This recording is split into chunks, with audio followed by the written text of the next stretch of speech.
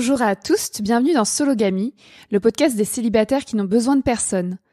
Marie sans filtre est un format d'épisode intime, féministe et politique.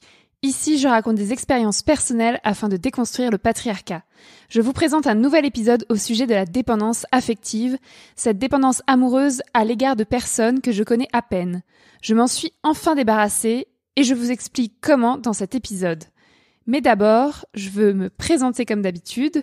Je m'appelle Marie-Albert, j'ai 29 ans et j'habite à Cherbourg en France. Je suis une aventurière journaliste et autrice féministe.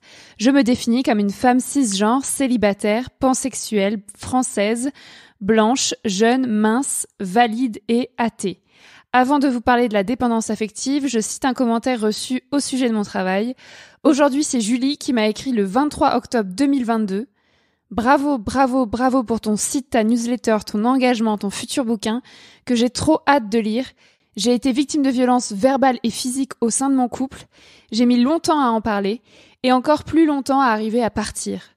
Depuis 7 ans, je suis partie et j'ai entrepris un long chemin vers moi-même. Ce qui me soutient, c'est d'être seule et de marcher seule.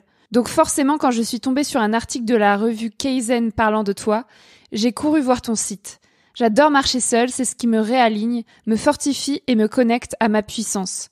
Cela m'a permis de construire une force en moi, une indépendance affective qui fait que je ne laisserai plus jamais un homme lever la main sur moi. Trop contente d'avoir croisé ton chemin, je vais tout de suite aller écouter tes podcasts. Merci pour tout ce que tu fais, tout ce que tu es. C'est un soutien énorme, je t'embrasse fort. Merci pour ce message, Julie. Merci pour ce message, ce parcours, ces compliments. C'est super. Maintenant, je vais revenir au sujet du jour qui traite justement d'indépendance affective. Comment j'éradique ma dépendance affective? Alors, d'abord, je voudrais définir ce que ça veut dire dépendance affective. Pour moi, la dépendance affective, c'est une drogue. J'ai la sensation de dépendre de quelqu'un d'autre pour me fournir en amour et en sexe.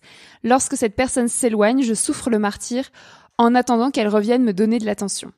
J'ai commencé à ressentir de la dépendance affective en 2017, j'avais 23 ans. Je sortais de 5 ans de relations hétéro. Je me retrouvais célibataire et je cherchais à me remettre en couple à tout prix. Je souffrais vraiment de l'absence d'un partenaire. Alors j'ai rencontré des mecs, à l'époque je me croyais hétéro, dans des fêtes, dans mon entourage ou sur des applications de rencontres. Quand je parvenais à les séduire et à coucher avec eux, en général le premier soir, et si notre nuit se passait bien, je m'attachais à eux et je cherchais à les revoir. Ça n'a rien d'anormal jusque-là. Mais si le mec en face ne répondait pas à mes attentes ou mettait du temps, par exemple, y a le classique breadcrumbing. Breadcrumb, ça veut dire miettes de pain en anglais. Donc c'est tous ces gars qui laissent des miettes de pain mais guère plus en guise d'attention. Bref, si le mec en face ne répondait pas à mes attentes ou mettait du temps, je me sentais devenir progressivement dépendante de lui plutôt, de son attention. Je ne pensais plus qu'à eux, à leurs réponses. Je regardais mon téléphone toutes les 2 minutes pour vérifier s'ils avaient vu ou répondu à mon dernier message. Je me remémorais notre nuit ensemble, je rêvais de nos retrouvailles. Je me sentais très très angoissée et j'attendais ma prochaine prise de drogue avec impatience. Alors là, je parle des mecs au pluriel, mais je ne me sens dépendante affective que d'un mec à la fois, c'est bien assez. Depuis 2017, cette dépendance affective a pris des proportions délirantes. Une fois, j'ai suivi un mec à son travail sans qu'il le sache parce qu'il m'avait mis un lapin. Je voulais m'expliquer avec lui et donc lui voler un peu d'attention par la même occasion. Quand je suis arrivée devant la boutique où il travaillait, j'ai ressenti de la honte et je suis rentrée chez moi. Une autre fois, j'ai passé des semaines à déprimer, à angoisser, à penser à un mec qui m'avait promis de m'envoyer une lettre mais qui ne le faisait pas. J'étais censée écrire mon livre La Puissance chez ma grand-mère dans le Tarn et je me revois chez elle dans sa baignoire à prendre un bain. Normalement, prendre un bain, c'est l'une de mes activités favorites sur cette terre et je me sentais la pire merde au monde. Je ressentais beaucoup d'angoisse, de colère et de tristesse. J'attendais désespérément qu'il m'envoie cette lettre qu'il ne m'avait pas encore envoyée. Parfois, j'avais envie de mourir, j'avais envie de disparaître pour ne plus souffrir. D'autres fois, j'ai pleuré en mangeant, tellement je souffrais de l'absence de réponse d'un autre mec que j'avais rencontré 2 jours avant. Faut savoir que souvent, ma faim disparaît si je me sens dépendante affective, car mon attention n'est dirigée que vers ce mec, et j'ai du mal à me nourrir. Vraiment, je pleure, j'ai pas faim, je mange 3 fois rien, alors qu'en temps normal, j'adore cuisiner et manger.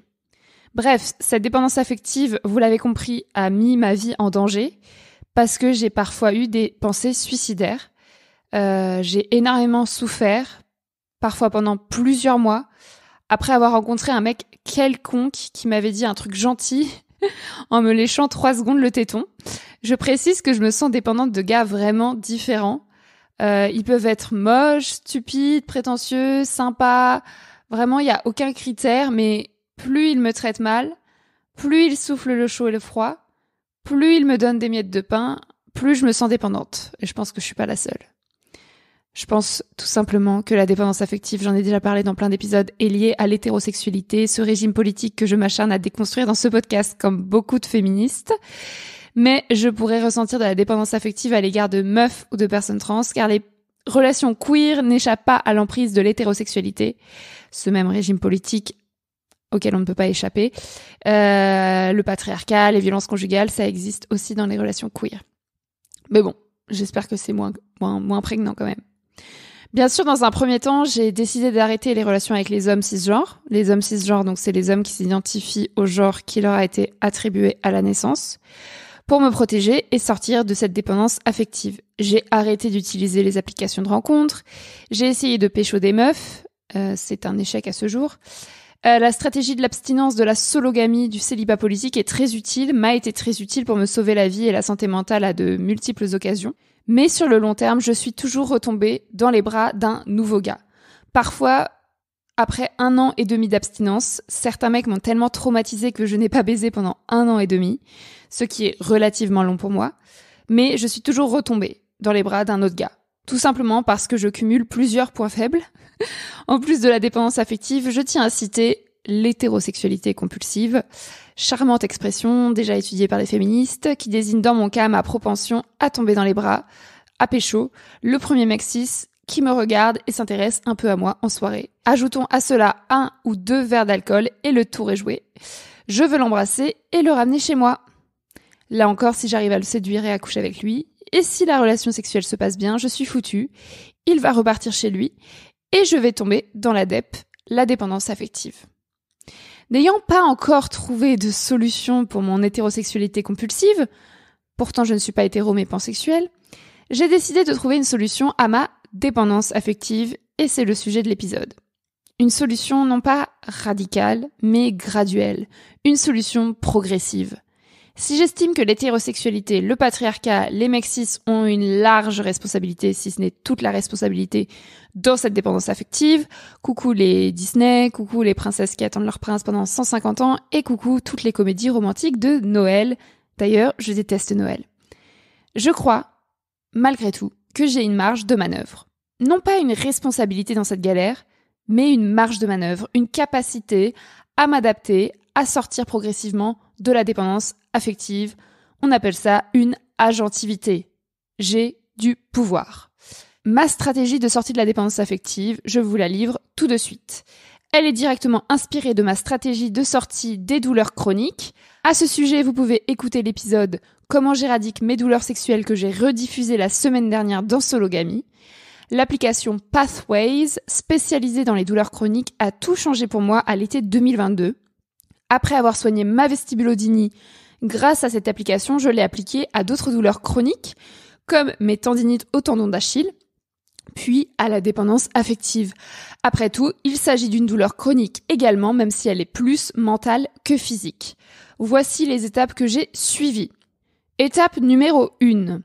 Reconnaître la dépendance affective, les sensations désagréables et les pensées négatives qui l'accompagnent. J'ai peur, j'angoisse, je me sens mal. Est-ce qu'il va me répondre? Est-ce qu'il va venir au date? Donc, ces pensées, elles m'assaillent et je peux reconnaître que ce sont des pensées. Étape numéro 2, accueillir la dépendance affective, les sensations désagréables et les pensées négatives sans les juger et paniquer outre mesure. Donc je me dis, ok, j'ai l'habitude, je connais déjà ces pensées et ces sensations. Non, je ne vais pas en mourir. Étape numéro 3, me rassurer par des pensées positives. Je suis en sécurité, tout va bien, Je n'ai pas besoin de l'amour de ce gars. Je ne le connais pas. Je me suffis à moi-même. Étape numéro 4. Me répéter ces pensées positives jusqu'à ce qu'elles remplacent les pensées négatives et jusqu'à ce que mes crises d'angoisse cessent. Attention, ça peut prendre beaucoup de temps. Étape numéro 5. Me questionner sur ma relation en cours. Est-ce que j'ai vraiment envie de voir ce mec ? Est-ce qu'il me plaît vraiment ? Qu'est-ce que je lui trouve ? Qu'est-ce qu'il m'apporte ? Breaking news. À ce moment-là, le voile de la dépendance affective s'ouvre et je me rends souvent compte que le mec en question ne me plaît même pas, physiquement ou mentalement ou les deux, et que je n'ai même pas envie de le revoir, de relationner avec lui. Étape numéro 6, me libérer de cette relation, si j'en ai envie. Par exemple, je peux larguer le mec par SMS avec toute la bienveillance du monde, sans le bloquer, on reste en bon terme, si possible. Ou alors, j'arrête simplement de lui parler et de le voir sans qu'une rupture ne soit actée. Ça se fait naturellement. Bon, ces 6 étapes, peut-être que vous avez envie de les relire, elles sont sur mon site internet mariealbert.info. Attention, cet épisode de podcast n'est pas un cours de développement personnel et je ne propose en aucun cas que vous appliquiez ce protocole à votre cas personnel. Il s'agit simplement de mon expérience et tant mieux si elle fait écho à la vôtre ou vous donne des idées. Et tant pis si vous trouvez ça totalement inutile et stupide. Bon, à savoir, ce déclic est arrivé 5 ans après avoir commencé une psychothérapie, lu des dizaines de livres, d'articles, de podcasts sur le sujet, échangé des centaines d'heures avec mes amis à ce sujet et réfléchi des milliers d'heures dans ma tête sur ce sujet. Donc, quand même, ça vient pas de nulle part. Maintenant, je dois appliquer ce protocole. Appliquons ce protocole. Pour être transparente, je l'ai déjà appliqué 3 fois en cette année 2023, cette année 2023 qui se termine au moment où vous écoutez ce podcast, sans doute. La première fois, je l'ai appliqué au mois de juin, la deuxième fois au mois de juillet et la troisième fois au mois d'octobre 2023. Ce protocole est donc validé, ça m'a permis d'éradiquer ma dépendance affective avec ces 3 hommes dans ces 3 cas très différents. Mais on verra en 2024 s'il tient encore la route. Je pense qu'on pourra vraiment dire que je suis sortie de la dépendance affective dans 5-6 ans peut-être. Mais pour l'instant, je me sens bien, je me sens en sécurité et je ne relationne avec personne et tout va bien. Et au sujet des douleurs chroniques dont je parle dans l'épisode précédent, comment j'éradique mes douleurs sexuelles, eh bien, à l'été 2022, quand j'ai commencé à faire ce travail grâce à l'application Pathways, cette application est uniquement en anglais, eh bien, depuis 2022, j'ai fait l'épisode et je n'ai quasiment plus aucune douleur chronique. Donc, voilà, c'est ce que je vous dis, ça peut vraiment marcher, mais il faut s'investir sur le long terme et ne pas vouloir que tout disparaisse du jour au lendemain. En tout cas, c'est ma vision. Je vais maintenant vous raconter ces 3 applications du protocole, ces 3 histoires hétéro, criss-crips, ça va être croquant comme on dit. Voilà, c'est parti pour les 3 applications de l'année 2023. Alors, au mois de juin, c'est l'application la plus intéressante puisque c'est la première fois. Je suis allée à la Pride de Cherbourg puisque c'était la première marche des fiertés de la ville de Cherbourg. J'ai emménagé à Cherbourg il y a 1 an. Et donc, au mois de juin, on a fait notre marche des fiertés et après, on a fait un village des fiertés avec plein de stands et moi, j'étais bénévole à la buvette. Ensuite, on est allé en boîte de nuit, enfin du coup, les rares bénévoles qui étaient encore motivés pour aller en boîte de nuit à Cherbourg, enfin en boîte de nuit, on est allé en bar-boîte quoi. Et à Cherbourg, il y en a pas des masses, mais il y en a quand même. Et plutôt que de pécho une personne queer, puisque c'était la Pride, j'ai pécho un mec cis, blanc, hétéro. Non, il est pas hétéro. Bon, bref. Un mec cis, quoi. Et en fait, beaucoup plus âgé que moi. Mais en fait, il dansait super bien et c'était vraiment cool de voir un mec qui dansait bien. Du coup, j'ai dansé avec lui pendant toute la nuit, enfin, pendant une partie de la nuit. On a changé plein de fois de boîte. Et au bout d'un moment, je l'ai pécho. Enfin, pour moi, pécho, ça veut dire embrasser, on se calme. Et ensuite, on est allé chez moi, on a couché ensemble et c'était très cool parce que le gars était vraiment super expressif. Donc, on voyait vraiment quand il avait du plaisir, ce qui change tous les gars qui ne font pas un seul son quand on baise. Et puis après, le lendemain, il est parti en fait, vu que nous sommes des êtres distincts et que nous ne vivons pas collés. Et donc, j'avais trop peur de souffrir de dépendance affective puisque on s'était décollé et que ça s'était bien passé et donc je le kiffais quoi. Et donc moi, ce que je fais dans ces cas-là pour me protéger, c'est que je ne demande absolument pas le numéro du mec, sachant qu'il habitait littéralement à 300 mètres de chez moi. Et en fait, il a pris mon numéro. Et il m'a demandé, je lui ai dit oui. Donc je lui ai donné mon numéro. Et en fait, il m'a envoyé un message. En fait, ce que j'ai bien aimé, c'est que c'est pas un mec qui m'a donné des miettes de pain. C'est la première fois depuis longtemps que c'était un mec qui faisait ce qu'il disait, quoi. Tu vas me dire, c'est le minimum syndical. Mais du coup, il m'a dit, je prends ton numéro, je t'envoie un message ce soir parce qu'il bossait toute la journée. Et le soir, effectivement, il m'a envoyé un message. Donc, il m'a dit qu'il avait grave kiffé et tout, il voulait qu'on se revoie. Je me rappelle plus trop des détails parce que c'était quand même il y a 6 mois. Mais en gros, on est allé faire un pique-nique le jour d'après dans les dunes de Biville, donc dans la Manche, pas loin de chez nous. Il m'a emmené en voiture et on a baisé dans les dunes. Enfin, on s'est pécho, quoi. Et on a pique-niqué, c'était trop bien. Et puis après, donc j'étais vraiment à fond, même si il y avait déjà des trucs qui allaient pas, des trucs qu'il disait sur lesquels j'étais pas d'accord et tout politiquement, mais voilà, c'est un autre sujet. Et après, en fait, il devait venir 2 jours après dîner chez moi. Je l'avais invité à dîner chez moi. Et donc là, maxi crise d'angoisse. Il répondait à mes messages, tu vois, mais on s'envoyait pas non plus des tas de messages et je me sentais hyper dépendante affective. Et je vais en courant chez ma psy le mercredi, donc avant qu'il vienne dîner chez moi. Et je parle à ma psy de ça, et vraiment, on a parlé, mais elle m'a pas donné des solutions clés en main. Mais je suis sortie de chez elle, et je me suis dit, mais tiens, si j'appliquais pas ce que j'ai déjà appliqué pour les douleurs chroniques à la dépendance affective, c'est-à-dire accueillir ces crises d'angoisse, accueillir ces pensées négatives, comme je viens de le dire juste avant, mais essayer de les remplacer par des pensées positives. Et donc, je suis rentrée de la psy en courant chez moi, ça dure quand même 1 heure ou 45 minutes.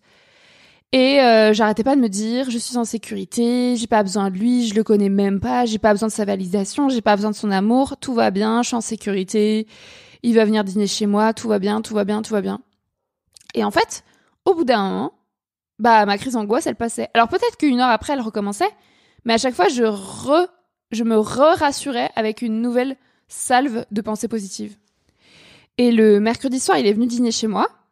Et en fait, d'avoir fait ce travail contre la dépendance affective, ça faisait que je me sentais beaucoup moins en danger, en insécurité.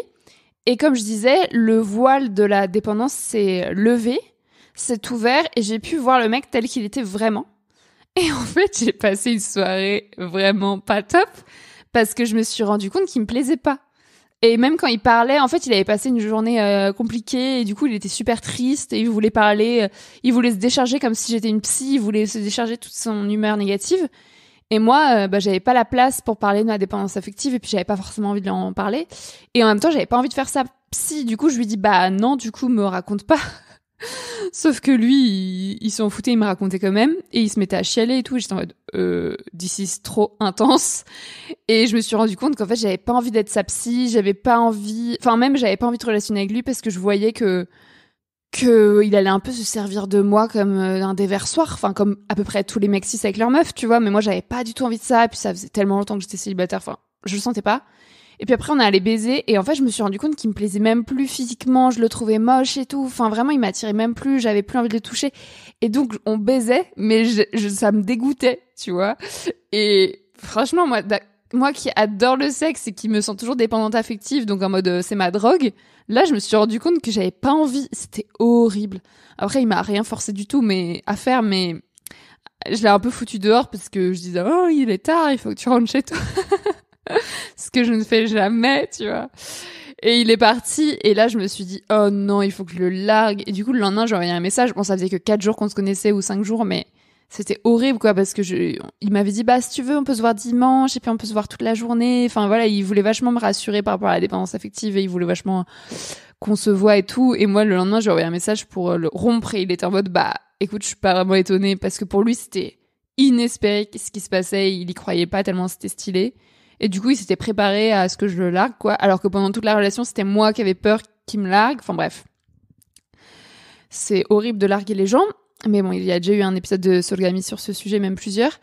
Et donc voilà, je l'ai quitté non pas parce que je souffrais trop ou parce que c'était un mauvais gars, tu vois. C'est juste qu'il me plaisait pas. Et en fait, il avait suffi que je retire le voile de la dépendance affective, que je me rassure toute seule, comme une grande, pour que je vois ce mec tel qu'il était et que on n'était pas du tout compatibles et qu'on n'avait même pas spécialement de points communs. Enfin, voilà. Enfin, moi, j'ai très peu de points communs avec la plupart des mecs cis, en fait.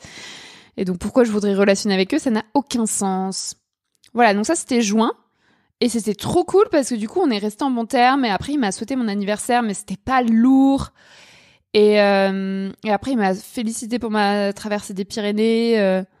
Enfin, voilà, maintenant, on se parle plus, mais je veux dire, je l'ai pas recroisé alors qu'il habite juste à côté de chez moi. Peut-être que je le recroiserai, mais tu vois, je suis en bon terme. Du coup, je suis pas inquiète en mode, oh mon Dieu, je vais le revoir. Alors que il y avait un gars avec qui j'avais baisé il y a un an tout pile à Cherbourg. Quand j'étais arrivée à Cherbourg, en décembre 2022, j'avais baisé un gars que j'avais rencontré dans un bar un soir de fête, un soir de match de la Coupe du Monde de foot.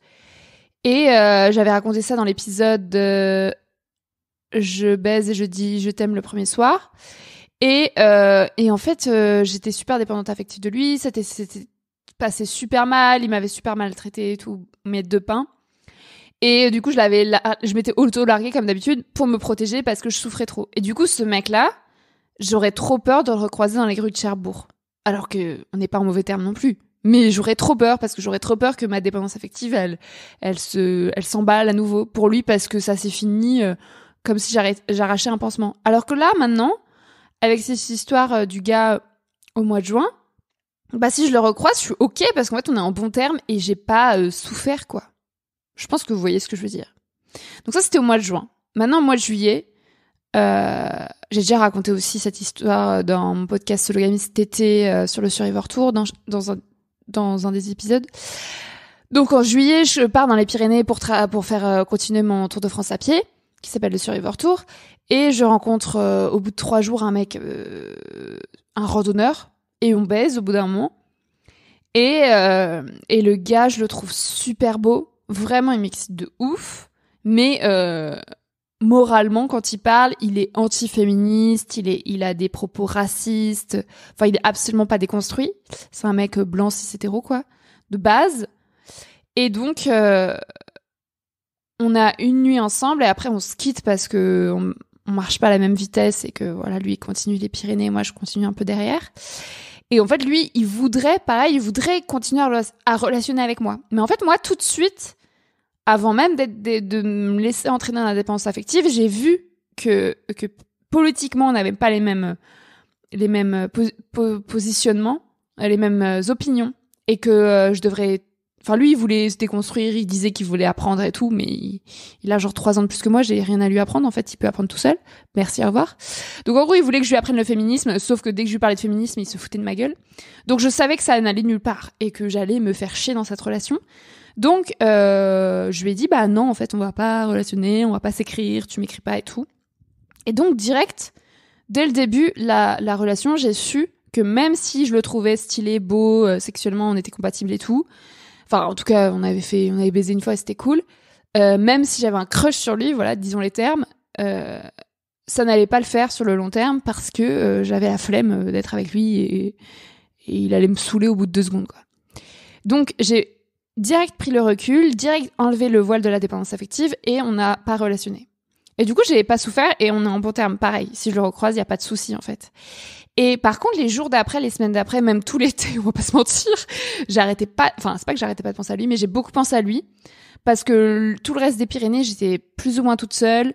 Je passais quand même beaucoup d'heures à marcher, à penser, j'étais dans ma tente, à dormir seule. Enfin voilà, j'avais beaucoup de temps pour réfléchir. Et donc je me remémorais, comme je disais tout à l'heure, je me remettais en boucle notre nuit d'amour et je me disais. Enfin, en fait, j'idéalisais notre nuit d'amour. Je gardais plus que les bons côtés de notre relation. J'étais en mode, ah, vraiment, il est trop beau, il est trop stylé. Alors même qu'aujourd'hui, je ne me rappelle même plus de son visage, hein. Et que si je suis objective, la relation sexuelle n'était pas ouf, en fait. Mais, et qu'il est pas si beau, en fait. Mais j'avais quand même un crush. Et du coup, tout l'été, je me servais un peu de lui comme un doudou mental où je repensais à cette relation. Mais j'étais tentée de lui écrire, mais j'étais pas vraiment tentée de lui écrire. En fait, je savais que j'allais être déçue et que ça servait à rien. Donc en fait, j'ai un peu souffert dans le sens nostalgie. je repense à cette relation, mais j'ai pas souffert dans le sens dépendance affective parce que j'attendais rien de lui en fait. Et j'ai dû me sevrer toute seule et maintenant je ne pense jamais à lui, mais voilà, c'est intéressant comme deuxième exemple. Et le dernier exemple, c'était au mois d'octobre. Donc au mois d'octobre, je reviens à Cherbourg, je finis les Pyrénées, je suis éclatée. Et moi, plutôt que de me reposer, ça aussi je voulais vous le dire, j'aurais dû me reposer. En fait, j'aurais dû arriver à Cherbourg et prendre... j'avais prévu des vacances au sens où je reprends pas le travail directement. Mon travail, moi, c'est d'écrire des articles, d'écrire des livres, de publier ces podcasts, de compter les infanticides en France, de publier sur les réseaux sociaux. Enfin, j'ai plein de tâches et je suis sur mon ordi toute seule la plupart du temps chez moi. Et quand je reviens de Survivor Tour d'aventure, je me mets 2 semaines de vacances où je travaille pas parce que sinon j'explose. Mais j'avais pas prévu de me reposer physiquement, alors que c'est au moins aussi important, quoi. Et du coup, j'ai repris le sport direct parce que je voulais reprendre la course à pied parce que j'ai commencé à courir l'année dernière et j'adorais. Et je voulais faire un marathon cette année. Et du coup, j'ai repris direct le sport. Et ça s'est mal passé parce qu'en fait, j'étais pas assez en forme, donc je suis tombée malade, etc. Et donc, au bout de 3 jours que je suis revenue, je vais au CrossFit. En gros, je fais du sport en extérieur avec des gens à Cherbourg, dans le centre-ville. Une fois par semaine, on fait... Enfin, c'est pas vraiment du CrossFit, mais on fait des exercices dans l'espace public, donc des squats, des pompes, des fentes, des burpees, des jumping jacks, enfin voilà, des trucs du gainage, enfin des trucs comme ça. On utilise le mobilier urbain pour courir et faire des exercices, des sauts et tout. Donc ça muscle tout le corps, c'est cool. Et donc 3 jours après être revenue, plutôt que de me reposer, je vais au CrossFit. Donc c'est à 19h le vendredi. Et là, je rencontre un gars. Et en fait, ce que j'avais pas prévu, c'est qu'il y avait des nouveaux, en fait. Et donc il y a un nouveau gars qui est là. Et on fait la séance et après on va au bar, puisque après on va tout le temps au bar pour boire des bières. Et contrairement à tous les autres gars du groupe qui ne me posent presque jamais aucune question sur moi, enfin vraiment qu'on n'a rien à foutre de ma gueule, lui, c'est surtout des gars en plus dans le groupe, lui, il me pose direct plein de questions parce que je viens de traverser les Pyrénées et tout, il s'intéresse de ouf à mon métier, il me pose plein de questions et donc, je suis refaite. Et comme je disais dans l'épisode, en fait, dès qu'un gars juste me regarde gentiment et me pose une question, moi, j'ai l'impression que c'est l'homme de ma vie, quoi. La barre est si basse. Et donc, on parle toute la soirée et il me pose plein de questions et on discute de plein de trucs et c'est trop bien, il est trop sympa. Et après, vu qu'il gagne bien sa vie, je lui demande de me payer des pintes et donc il me paye pinte sur pinte, donc je suis arrachée. Après, on va dans un autre bar. Après, on va encore dans un autre bar et finalement, on va chez lui. Et clairement, j'avais envie de le baiser, quoi. Et donc, au bout d'un moment, on baise. Et c'était cool, mais pas extraordinaire, enfin, comme d'habitude avec les mecs cis. Et après, je dors chez lui, grave erreur, car je n'arrive jamais à dormir chez les mecs. Donc, je dors pas, quoi. Et le lendemain, on rebaise. Et là, faut quand même savoir qu'on avait fait du sport la veille et qu'on ne s'était pas douché depuis le CrossFit, hein. Donc on était vraiment dans un sale état, on n'avait quasiment pas dormi. Et là, on était tous les deux en mode faut que je prenne une douche, faut que je prenne une douche. Et donc moi je lui dis si tu veux on prend une douche ensemble, genre dans sa douche quoi, elle était immense. Et il me dit non je suis pas trop chaud. Et là moi en fait je suis tellement habituée à ce que les mecs littéralement se forcent pour baiser avec moi parce qu'en fait j'ai l'impression que les gars ils ont une injonction à s'il y a une meuf qui vous tend une perche vous êtes obligé de la prendre. Et donc je me suis très peu pris de râteau dans ma vie et les mecs souvent soit ils se forcent à coucher avec moi soit ils veulent coucher avec moi, mais du coup c'est très rare que des mecs me disent non. Et donc là je lui demande s'il veut prendre une douche et il me dit non. Et du coup je le prends personnellement comme si ça voulait dire qu'il me déteste et tout. Et donc je dis ok pas de souci et je pars. Et là je rentre chez moi et j'étais en gueule de bois. J'étais pas encore malade ou j'allais être malade le jour d'après. J'étais épuisée, j'avais pas dormi et j'avais l'impression d'être une merde et je me sentais dépendante affective de lui. Et là, pire situation, c'est-à-dire que le gars m'envoie un message le soir pour me dire que en fait c'était trop cool, qu'il m'aime bien et tout, et que c'était sympa et qu'il est content de m'avoir rencontré et tout. Et on se dit qu'on va se revoir le vendredi d'après au CrossFit. Donc là, vous voyez venir le scénario d'enfer où le problème aussi, c'est que moi, quand je lui réponds, lui, il mettait... Parce que je lui réponds sur Messenger, et lui, à chaque fois que je lui réponds sur Messenger, il met genre 2 jours à me répondre, 48 heures. Donc, vous voyez le scénario du mec qui donne mes 2 pains. À chaque fois, il me répond, il est genre 22 heures. Vraiment, il fait ça quand il a rien de mieux à faire. Et à chaque fois, il relance la conversation en posant des questions et tout, et on prévoit de se revoir au CrossFit. Donc, le scénario est cauchemardesque, parce qu'on pourrait penser que je vais devenir me sentir dépendante affective de lui, que je vais m'attacher à lui, et que le vendredi, quand je vais aller au CrossFit, voilà, je vais pas pouvoir l'oublier, on va se revoir et tout. Eh bien, pas du tout. Ça s'est très bien passé, c'est-à-dire que le mec mettait 48 heures à me répondre, et moi, j'ai la flemme des miettes de pain. Je sais très bien que c'est un énorme red flag, et que je refuse de relationner avec des gens, que ce soit amoureusement, amicalement, enfin en tout cas amoureusement avec des mecs cis, je refuse de relationner avec eux si dès le début de la relation, ils me répondent au bout de 48 heures, enfin c'est mort, surtout qu'on parlait d'une petite question. Hein. Soit ils répondent pas, ils ont le droit de pas répondre, mais répondre au bout de 48 heures, tu te fous de ma gueule, tu vois, sachant qu'il était tout le temps sur son téléphone quand on était ensemble, hein, c'est pas un gars qui est déconnecté. Et donc j'avais la flemme. C'est mon choix. J'ai besoin de gens qui me répondent dans un délai raisonnable. Et donc, je me suis dit, bah non, en fait, j'ai pas envie de relationner avec ce gars parce que il me répond au bout de 48 heures. Faut savoir aussi qu'il mesure peut-être 10 cm ou 20 cm de moins que moi. Enfin, en tout cas, il est plus petit que moi, peut-être 10 cm de... Enfin, il est plus petit que moi. Ça, c'est assez original, mais bon, je m'en fous. Et du coup, c'est plutôt ça qui m'a saoulée, le fait qu'il réponde pas aux messages ou qu'il réponde 48 heures après. Et du coup, j'ai décidé de couper court à la conversation. Je lui aurais juste répondu un truc et puis c'est tout quoi. Et il me relançait pas forcément. Et puis les vendredis d'après, il est jamais revenu au CrossFit. Donc j'ai pas eu le problème de avoir envie de recoucher avec lui. Voilà, donc il habite à Cherbourg. Sûrement que je le recroiserai, mais on est en très bons termes. Et je ne suis même pas sûre qu'on soit fait pour coucher ensemble. Je pense que il est très sympa, donc on pourrait juste être potes en fait. Je suis pas sûre qu'il y ait plus entre nous. Vous voyez là, mais est-ce que vous voyez la différence ? Pour moi, la différence, elle est énorme. Hein, avant, quand vous écoutiez les épisodes de Marie Saint-Phil ou de Sologamy, je vous racontais que j'étais au pied d'un mec qui me traitait comme de la merde et que j'avais mis des semaines, des mois à m'en remettre. Et aujourd'hui, je rencontre n'importe quel gars dans n'importe quelle condition, des mecs différents, il se passe des choses différentes à des endroits différents, et j'arrive à prendre du recul. Et comme je vous le dis, à chaque fois que j'ai une crise d'angoisse liée à ma dépendance affective, je me remets en sécurité toute seule et je me rassure avec des pensées positives. Je suis en sécurité, je n'ai pas besoin de lui, tout va bien. Et je me demande si vraiment ce mec m'intéresse. Et il y a toujours des red flags, il y a toujours des trucs qui vont pas, il y a toujours des trucs qui me gênent. Et la flemme quoi. Voilà. Je clôt cet épisode avec ces histoires positives. J'espère qu'il y en aura plein d'autres, ou pas. Je me souhaite que la dépendance affective sorte de ma vie, ou que j'arrive à la gérer la mieux possible dans les mois, années à venir. Je crois vraiment en moi. J'en ai beaucoup souffert pendant 6 ans. Encore une fois, cette souffrance n'est pas à prendre à la légère. C'est un problème politique, une question de santé publique. Si vous souffrez de dépendance affective, je vous souhaite d'être accompagné, de ne pas vous isoler et de trouver votre voie pour en sortir. Nous n'avons pas besoin de la validation d'autrui, nous n'avons pas besoin de lui sucer le sang. Nous méritons de plus belles relations basées sur un amour et un respect réciproques. Nous méritons aussi de ne vivre aucune relation amoureuse si ça nous chante et que c'est ok. On a besoin de personne. Besoin de personne. Merci beaucoup pour votre écoute. Si vous avez aimé cet épisode, je vous invite aussi à le partager avec vos proches ou sur les réseaux sociaux.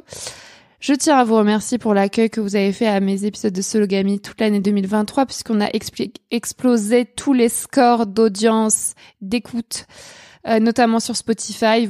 Vous pouvez aller voir le bilan des écoutes sur le compte Instagram de Sologamy Podcast, et vous verrez les chiffres. C'est impressionnant, puisque c'est aussi l'année où je suis passée à un épisode par semaine.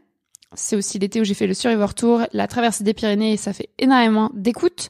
Donc merci pour votre présence, merci pour votre soutien. En particulier, merci à toutes les personnes qui donnent de l'argent sur Patreon. Et je ferai bientôt un épisode bilan pour parler de ces 3 années de Sologamy et des projets à venir. À la semaine prochaine pour un nouvel épisode. Bisous!